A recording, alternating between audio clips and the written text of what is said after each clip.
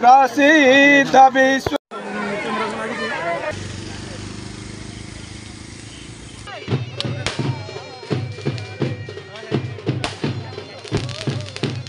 धामनगर निर्वाचन मंडल रे पाखापाखि 25 कोटी टंकार ऊर्ध्व प्रकल्पर शिलान्यास करा जायछि। विभिन्न अंचल रे गुरुत्वपूर्ण रास्ता भगवानपुर ठूर आरंभ कर बयांगडी कल्याणी पर्यंत एवं सबुठु गुरुत्वपूर्ण शहीद मार्गर आज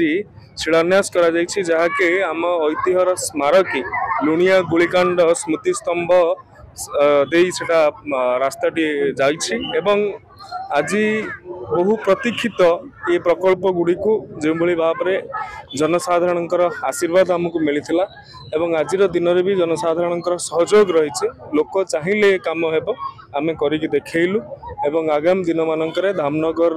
विकास रोडमैप साधारण लोक धामनगरवासी ये पंचायत ही आरंभ हो निर्वाचन मंडली आरंभ हो प्रभु निकट में आज दिन में।